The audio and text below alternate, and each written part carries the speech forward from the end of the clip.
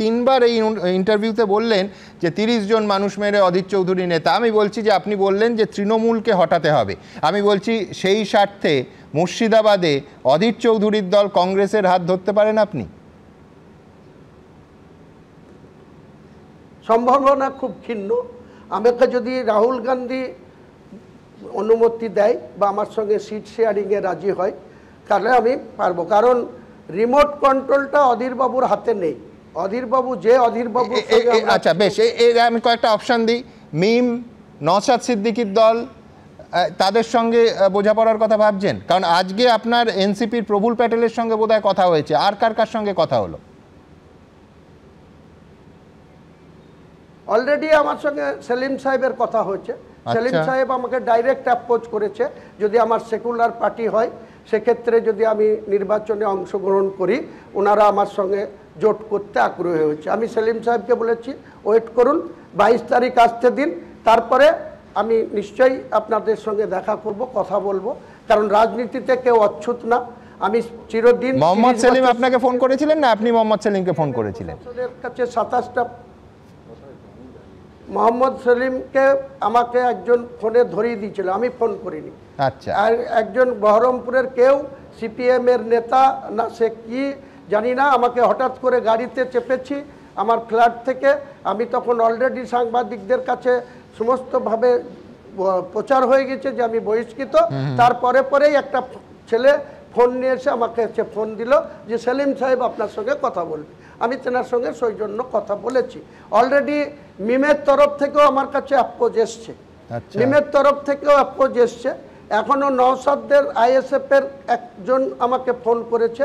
আমি আগেই বলেছি আইএসএফে যাব না, কংগ্রেসে যাব না, বিজেপিতে যাব না, আমি নতুন দল খুলব, মানুষের কাছে নতুনভাবে মানুষের কাছে ভোট চাইব, ভোট ভিক্ষা চাইব। মানুষ যদি মনে করে। আমি বলছি মিমের যে ফোনটার কথা আপনি বলছেন সেটা কি পশ্চিমবঙ্গের কোনো প্রান্ত থেকে এসছে না হায়দ্রাবাদ থেকে এসছে, ওয়াইসির কাছ থেকে? একদম হায়দ্রাবাদ থেকে। হায়দ্রাবাদে আমার একজন ভাইপু থাকে, আমার গ্রামেই বাড়ি, তার ছেলে সে গ্র্যাজুয়েশন করেছে, সে আকবর ওয়াইসির সঙ্গে তার ভালো রিলেশন, সে আমার সঙ্গে কথা বলিয়ে দিয়েছে, উনি আমার সঙ্গে বসতে চান। আমি বলেছি পরে ভাববো। মুর্শিদাবাদে আগামীকাল বাবরি মসজিদের শিলান্যাস নিয়ে আপনারা জানেন একেবারে নিজের সিদ্ধান্তে হুমায়ুন কবির অনড় রয়েছেন, জানিয়ে প্রধান বিচারপতির ডিভিশন বেঞ্চে গতকাল মামলা হয়েছে। আর আদালতের নির্দেশ, এই মামলায় আদালত কোনোভাবেই হস্তক্ষেপ করলো না। শান্তি বজায় রাখার দায়িত্ব রাজ্যের ওপরে ছেড়েছেন ভারপ্রাপ্ত প্রধান বিচারপতির ডিভিশন বেঞ্চ। মুর্শিদাবাদে বাবরি মসজিদের শিলান্যাস নিয়ে যে মামলা, সেই মামলায় আদালত কোনো হস্তক্ষেপ করল না। শান্তি বজায় রাখার দায়িত্ব রাজ্যের ওপরে ছেড়েছে ভারপ্রাপ্ত প্রধান বিচারপতির ডিভিশন বেঞ্চ। গতকালই মামলা দায়ের হয়েছিল প্রধান বিচারপতির ডিভিশন বেঞ্চে এবং এই মামলায় আদালত কোনো হস্তক্ষেপ করল না। শান্তি বজায় রাখার দায়িত্ব রাজ্যের ওপরেই ছেড়েছেন ভারপ্রাপ্ত প্রধান বিচারপতির ডিভিশন বেঞ্চ।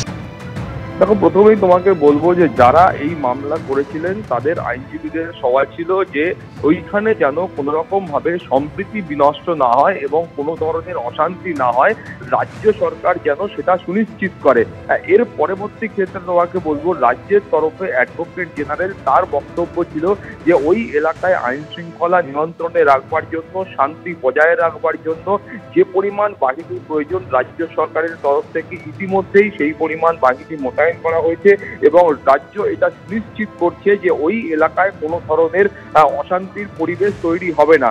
এরপর কেন্দ্রীয় সরকারের যারা আইনজীবী ছিলেন তারা বলেন যে এর আগেও মুর্শিদাবাদে যে ঘটনা ঘটেছিল তার প্রেক্ষিতে আদালতের নির্দেশে ইতিমধ্যেই ওখানে 19 কোম্পানি কেন্দ্রীয় বাহিনী মোতায়েন আছে, ফলে সেখানে কেন্দ্রীয় বাহিনীর যা কাজকর্ম থাকে কেন্দ্রীয় বাহিনী আইন শৃঙ্খলা নিয়ন্ত্রণে রাখবার জন্য সেই কাজকর্ম কেন্দ্রীয় বাহিনী করছে।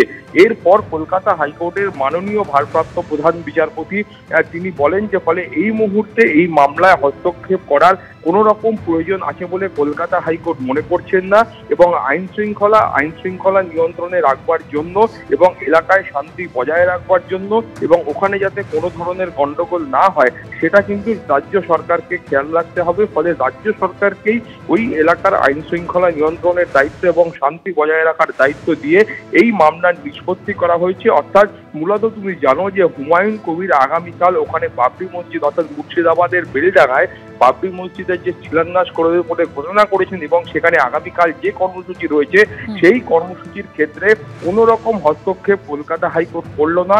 মূলত যে এই মামলা দায়ের হয় সেই মামলায় প্রথমেই এটা বলা হয়েছিল যে আগামীকাল যেন ওই কর্মসূচি করতে না দেওয়া হয় এবং ওই কর্মসূচি ওখানে হলে সেখানে কিন্তু একটা সম্প্রীতি বিনষ্ট হতে পারে, একটা অশান্তির বাতাবরণ তৈরি হতে পারে, এই ধরনের একটা আবেদন মামলায় প্রথমে করা হয়েছিল।